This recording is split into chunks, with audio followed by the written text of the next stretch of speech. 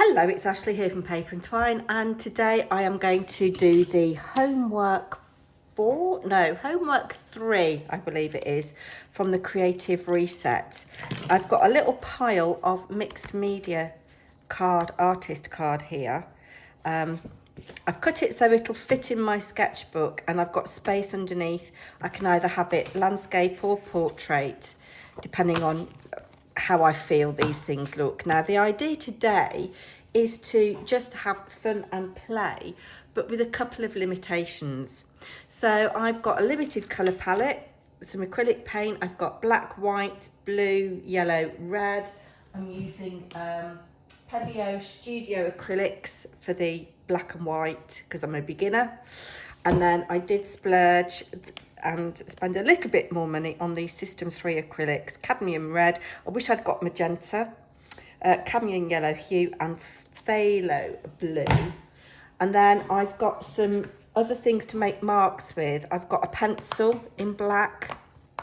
I've got a Sharpie pen, and I've got some distress crayons, Tim Holtz distress crayons. I've had these a very long time. I don't even know if they still work, but I thought we'd give the black a go because that's water reactive.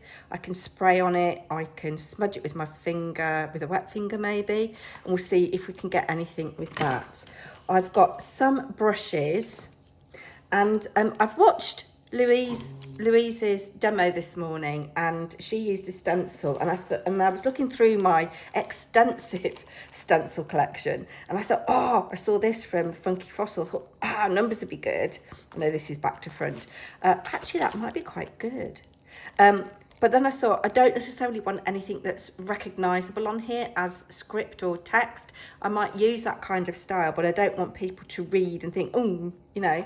So I was looking through more of my stencils, and I came across this from Carrie Gibson, who's here on YouTube. I'll try and link her in the description box. Carrie, I must apologise, I've not watched any of your videos for ages, and you probably haven't watched any of mine either. I've got a selection of brushes, a selection of mark making tools like some palette knives, a scraper. So I've got 12 little pieces. I'm going to make marks on all of them first. I'm going to work portrait, but then when they're finished, I might have a look and see what I think. I've got a cheeky cup of coffee. I'm going to set the timer for 30 minutes. I will put you on time lapse. I should also add that my other limitation is that I'm going to be playful. I am not going to be too self-critical, and I'm going to try not to alter anything that I've put down on the page.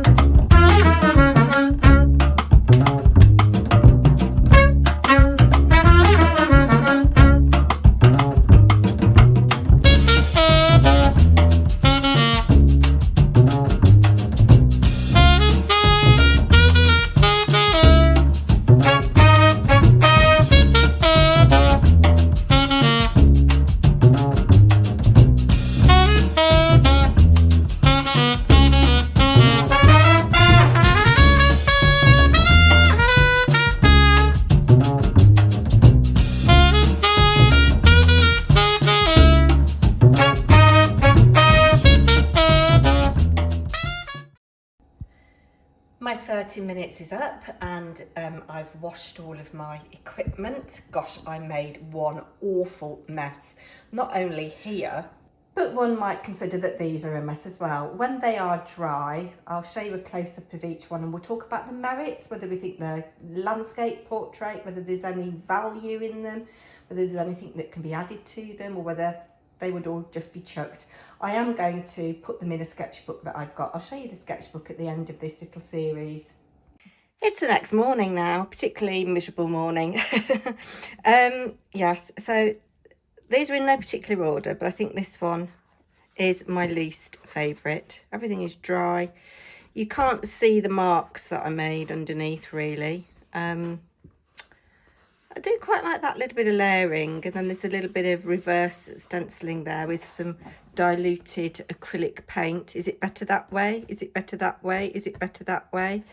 Yes, the consensus between hubby and son is that everything's beginning to look the same. Maybe that means I've found a style.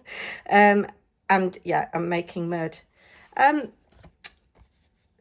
the sheet that I had drying, I think this was this way up, or it might have been this way up. I do quite like the energy behind those strokes, if that makes sense, but the colours are just awful.